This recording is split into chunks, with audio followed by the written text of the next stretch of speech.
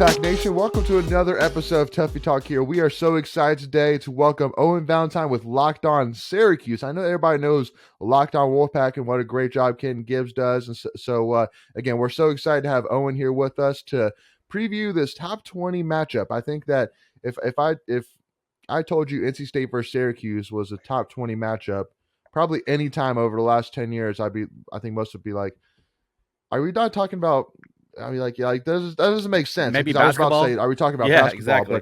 But I mean, I don't. But I think it's kind of the opposite. Where for State, it's like, I don't know if we'd be top 20. But anyway, so I appreciate your time. Thanks so much for joining us. No, thank you so much for having me. I'm excited to get going with y'all. And yeah, I think even a basketball top 20 matchup right now sounds a little bit extreme for the way things have gone of late. So a top 20 matchup is nuts on the football field and something that we are incredibly amped to look ahead for and get talking about this week.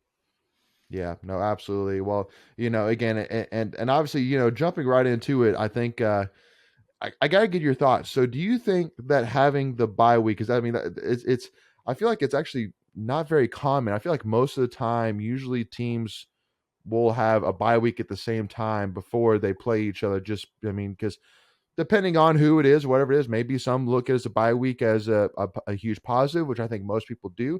But it could be as well with the fact that, you know, our legs were rolling. We were playing in a competitive football game a week sooner than the other team. So maybe that could be looked at as a positive as well. Who really knows? But where's your kind of where's your kind of mindset, kind of going to this game with that bye week? I think it's a weird sort of balance right now for me because Syracuse has just played Wagner, and that was an absolute joke of a football game. They shortened the second half to 10-minute quarters. I didn't even know that was a thing. It was chaos.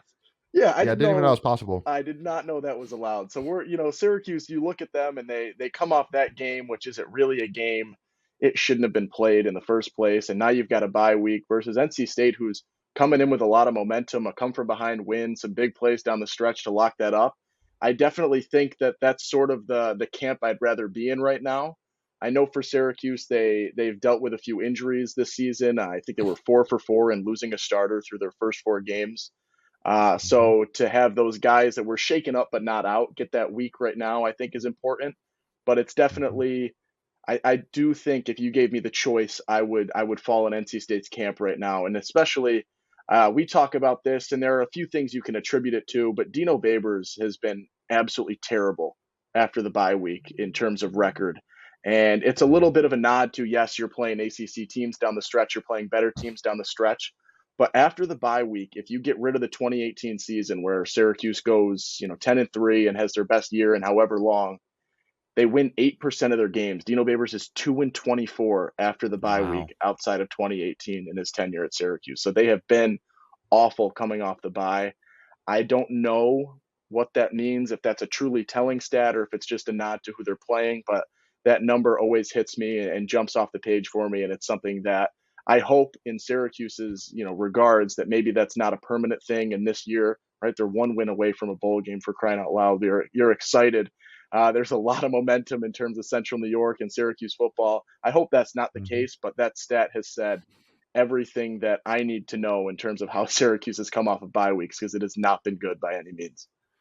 Well, and I see over your left shoulder too. Obviously, you're a big Yankees fan for sure. So are you worried at all that maybe a lot of Syracuse fans might be more focused on the Yankees and the playoffs right now than Syracuse versus NC State? Look, I say this: Central New York is a Yankees area, but it is very much divided. You've got Mets fans, you've got Boston fans. Really? There are now the Syracuse Mets here for the AAA affiliate, so there's a little bit more of a push.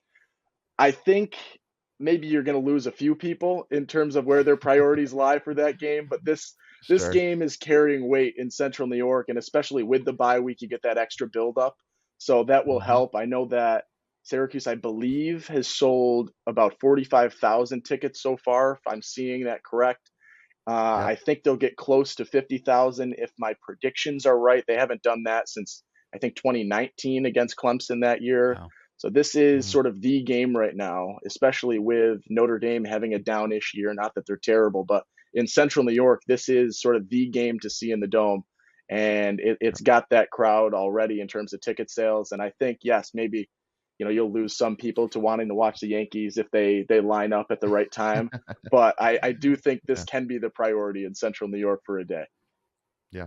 Yeah, no, and obviously too. I mean, not no, wasn't a dig necessarily whatsoever. It's more just, I mean, Yankees are big right now. I mean, I obviously know, Aaron Judge has been popping up on everybody's screen, even if they haven't necessarily even wanted it to, recently. So, so that's obviously a big priority right now up there. So, which I completely understand, 100%.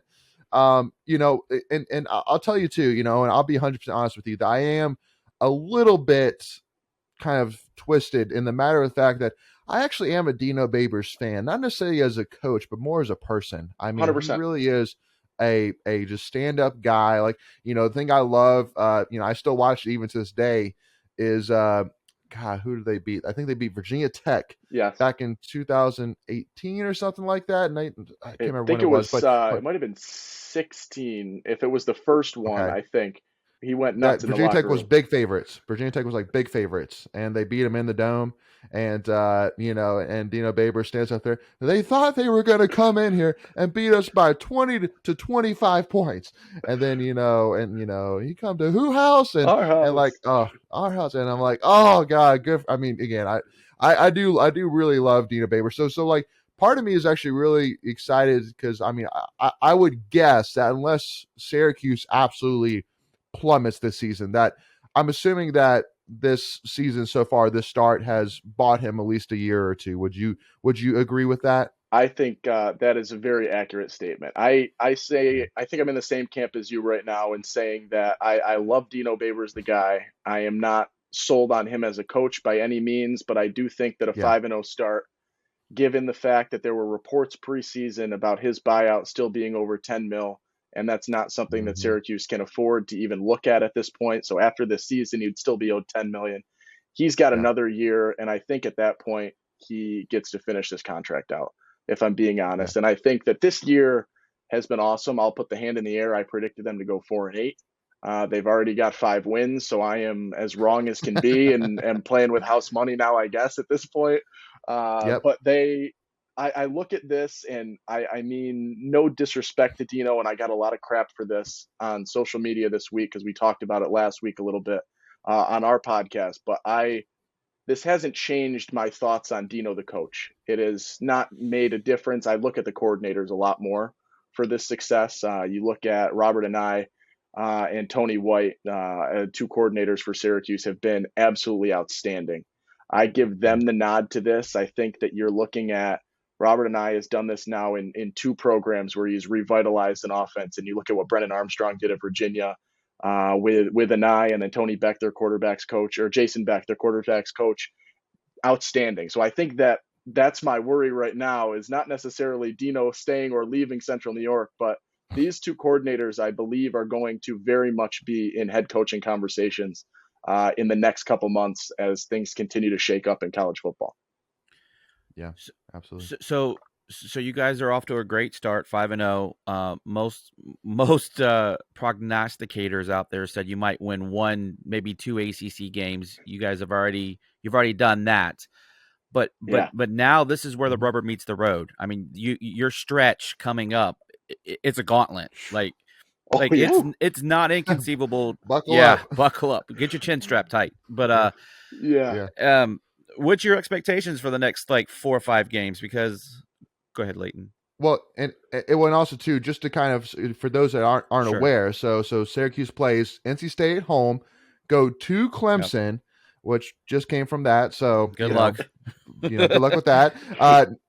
Notre Dame at home, at Pittsburgh, Florida State at home, and then at Wake Forest, and then to end the season with Boston College. So, whew. So yeah. So Yeah. just wanted to put that out for all those listening and watching. But go ahead, Yeah. Owen. Yeah, I mean, we walked into this season looking at the schedule, assuming it would be a 4-week gauntlet with NC State, Clemson, Notre Dame, and Pitt, and it is quickly transformed into a 6-week thing where maybe Notre Dame and Pitt are two of the easier games in that Right? stretch. Like who thought Now that you that? look at it, yeah. Mm-hmm. I Nobody. look at this stretch, and I really do think there's a chance they can lose 6 games, and that's not an absurd take. The way I've looked at this team, some of the things they've struggled with, it's feasible to lose all 6. I don't think that's the case. if I were to walk away and see Syracuse won 2 games in this stretch, I think I would be pleased. And then you get yourself a Boston College sort of way to wrap up the season. So they would have what 5 to 8 wins. An 8-4 season, I think, is very much a success, even with a 5-0 start. To go what 3-4 to close the season out. I think they Hmm. win 1 or 2 games in this stretch. If I'm being completely honest, I don't know who it is. I have no indications of that. It could be, a Notre Dame, maybe if things work out in the dome, but I think just the way Notre Dame has recruits and personnel still, that makes that an even more difficult game than numbers are going to indicate right now. Pittsburgh seems to have Syracuse's number, and I feel like there's 1,000 points scored every time those two teams play. I think that's Hmm. sort of where that win could come. But I really do. I have no indications. Maybe you steal a win because of a quarterback situation with a team coming to the dome this week. I don't know where the wins are coming, but I would say that 2 wins out of this 6 game stretch is very much a success. As I Yeah, look at the gauntlet, as you guys put it, is exactly correct. This yeah. stretch that will tell you, is Syracuse a good football team, or are they the beneficiaries of playing I think it's the 15th easiest schedule in college football so far.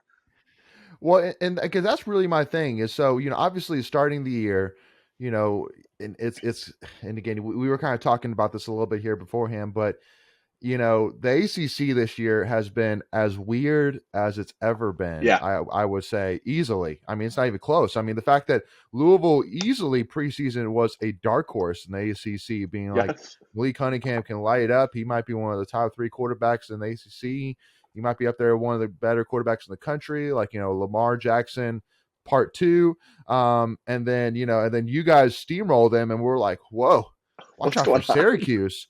But then the more that Louisville's played, it's like, oh, okay, maybe just Louisville is actually really that bad. And so Yeah. I mean, and I mean the fact that Virginia blew a 10-0 lead to Louisville yesterday, who Lee Cunningham didn't even play. Louisville's starting running back didn't even play. Virginia blew that, and then Georgia Tech all of a sudden is beating Duke. They beat Pitt at Pitt.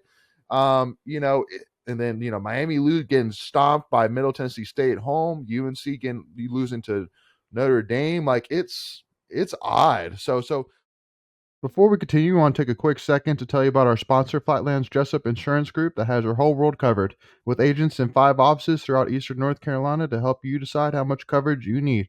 Offering policies for home and auto, recreational vehicles, commercial, crop, health, life, and employee benefits. They are able to combine options to find a comprehensive solution that works for you. Flatlands Jessup protects the things you love so you can spend less time worrying and more time enjoying them. Find them on Facebook and Instagram at Flatlands Jessup. You can also visit their webpage at www.flatlandsjessup.com. So please make sure to go and check them out. So, I guess my first question before we kind of jump into the rest of the ACC is, so would you kind of agree with my statement that even though Syracuse has starting off 5-0, obviously getting up to number 18 in the country, that we still don't necessarily know how good or bad Syracuse really is? 100%. I Okay. do think that this NC State game will say everything for Syracuse. Even in a loss, I agree. I think you can determine whether this team is good or bad. You can have a good loss against NC State and figure out where you sort of fall in terms Yeah. of ACC competition and the upper echelon of the ACC right now, even if it is a little bit weird. And I think you guys tweeted it yesterday that what is going on in the Coastal right now, because it makes no It's sense It's terrible. garbage. as to what is that whole situation. But right now, I look at this NC State game and I do think it says everything that you need to know about the Syracuse football team. You're coming off a bye week. You've had 2 weeks to prep for this game. You should be as healthy as you're going to be the rest of the season right now. You are going in with what should be probably your most well thought out game plan in terms of you've seen a lot of how NC State is going to approach teams and similar skill set teams, I guess, but also better teams and how they're going to approach offenses like that and defenses like that. And I think that this game, when Syracuse walks away from the Dome on Saturday, I guess evening with a 3:30 kick, that Yeah. you will know what this team is, and I will be able to tell you then. I think if this team wins any games in the 6 game stretch, or if they're going to be maybe winning 2 games, or even in the conversation to win a third game in that stretch, because I think Hmm. that is how much this next game says. They have not played a difficult schedule. I will say the Purdue game, although it looked like crap for a while for Syracuse, and Purdue did everything in their power to lose that football game, Yeah. Purdue has been decent. They beat Minnesota, who I think is pretty good right now. They're doing Yep. their job in terms of beating teams after Syracuse to give a little bit of credibility to Syracuse's wins right now, but they beat a UConn team that's awful. They beat Wagner, that we already sort of discussed at how atrocious that game was.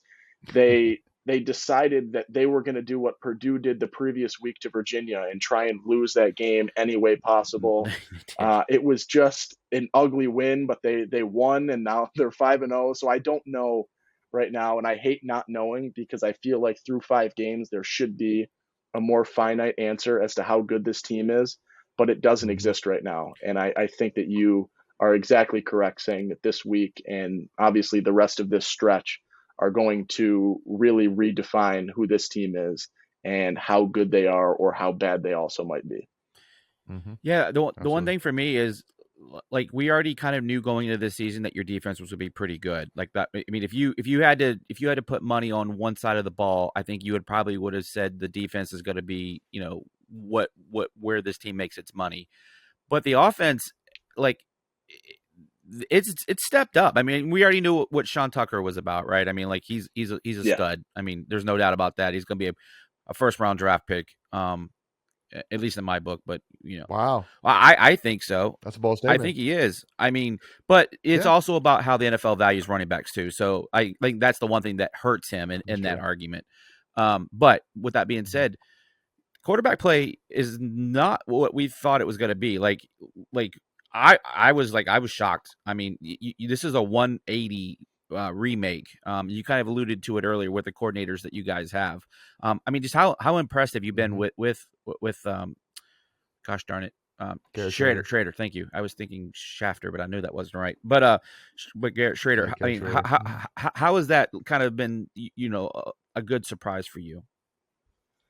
I didn't know what to expect this year. That was another one where we heard the entire offseason that, he's getting better. He's getting Sure. better. The accuracy is improving. He's practicing, which, yeah, What does that mean, obviously, right? you're a quarterback, you're practicing in the offseason. I'd hope something's happening, Yeah. right? Yeah. That's not going to tell me something. We've had sort of, I guess, a recurring bit on our show where I will give my Schrader confidence meter, and it has been all over the place this year. And I think right now it's at, I said 55%, because I will lean in favor of the confidence with him at the moment. He has Mhm. shown these incredible games, and I believe against Wagner he was literally perfect. I think it was 17 for 17, and the first 2 weeks I think he was PFF's quarterback of the week in terms of quarterback rating.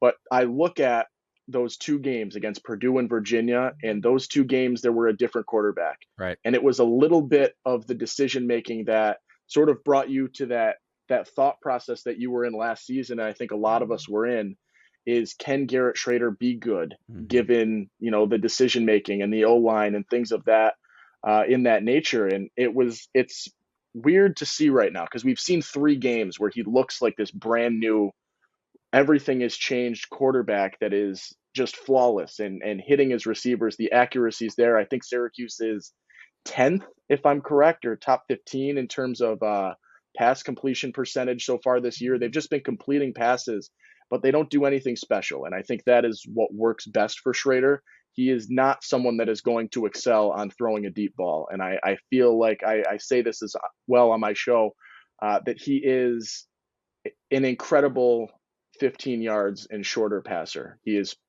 wonderful. He hits your target. He is not going to make mistakes in that range. His mistakes come on deep balls and deeper throws, and that's not really what you have seen out of Syracuse outside of a couple of plays. And obviously, the highlight of the season so far has been a deep ball. So I kind of contradict myself, but I do think that his accuracy in the short game has really improved. But one of the things that I had circled coming into this season was his ability to throw the deep ball. And I'm still not quite sold on his mid to long range passes right now, which is another Mhm. thing that I definitely have on my high up on my priority list for what Hmm. I am watching in games against, the next 3, 4 weeks. You're playing defenses that are at a level that Syracuse has not seen this year. So Yeah. that is going Yeah. to be is Schrader good? And that's the same question I just posed with the whole team right now. But is Schrader good, or has he Mm-hmm. played 5 mediocre to bad defenses so far this season? Right. True. Yeah, and I think too, one thing which I want to touch on here, as we kind of get to the end of part one here is, obviously, Syracuse definitely took a hit last year by losing Taj Harris in the transfer portal for sure. So first tell me, how much of a shocker was it when you heard the news that Taj Harris was transferring, and then part B, do you feel confident that you have somebody right now that you can lean on to be that stud wide receiver, just like Taj Harris was for Syracuse?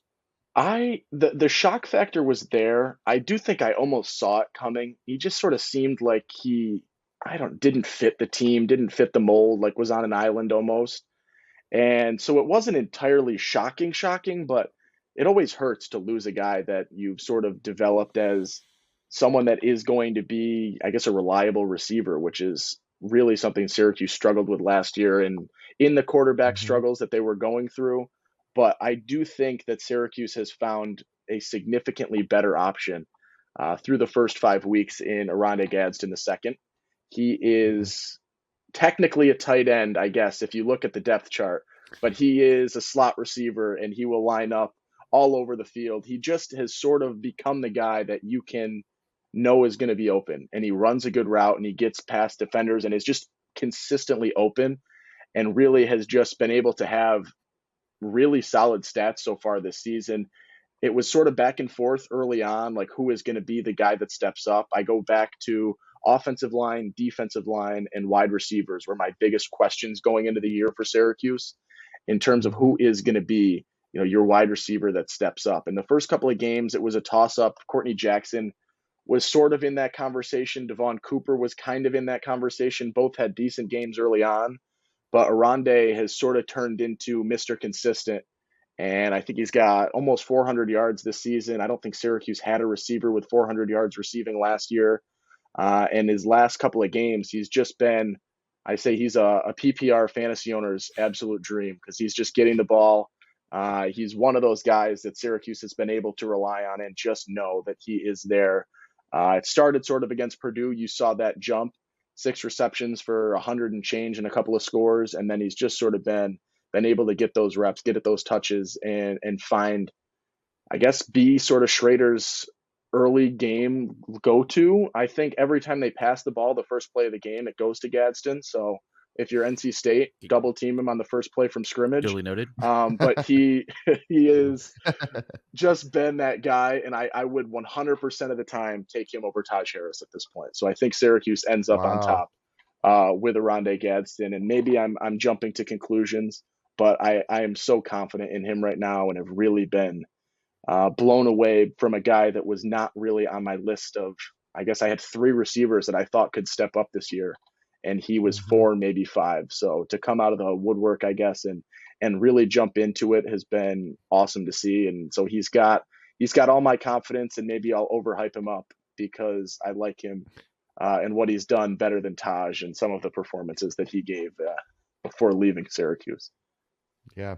I don't know which hot take is hotter. Greg saying that Sean Tucker could be a first round draft pick, or Owen saying that he'll take Gaxton over Taj Harris, because I think anybody outside of Syracuse says, I don't know, Taj Harris was kind of legit, not gonna lie. So, but again, it just all really comes down to that, because like looking at the stats, even, I mean, they're incredible, but it just goes back to that. Okay, well, Yeah. we'll see. So, but with NC State, we'll definitely find that out, just like you said. So, Sometimes with that being said, we will I was go gonna ahead, say Greg. sometimes it's just about the fit, right? It's more about the person and not the Right. talent. I mean, the True. talent is 100%. is there, but how they fit schematically and just personality wise within a team, those intangibles sometimes Yep. overtake that. So I get that take for sure. Yeah, absolutely.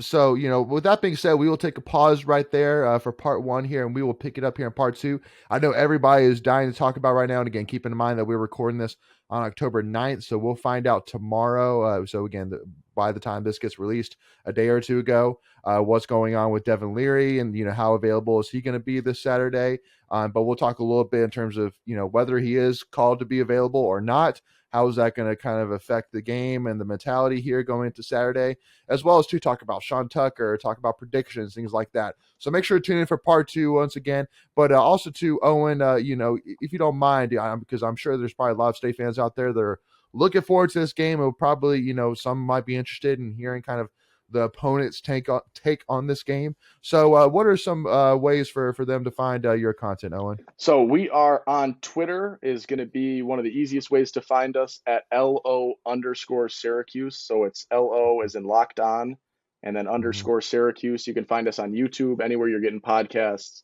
But Twitter is sort of our main hub. But also, honestly, wherever you listen to a podcast, wherever you are going to watch. So YouTube is a big one for us. Just Locked On Syracuse on YouTube, and then Locked On Syracuse wherever you're getting podcasts. And then on Twitter, once again, it's LO_Syracuse if you want to check us out. Later in the week, we'll definitely have 2 or 3 episodes coming out previewing NC State and Perfect. Sort of the Syracuse perspective on that for anyone looking for it. Perfect. That's awesome.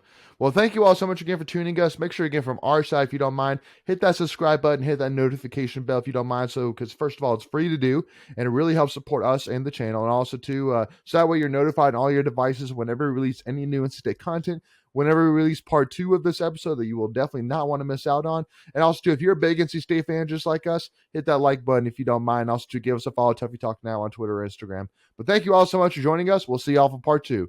Go Pack, baby.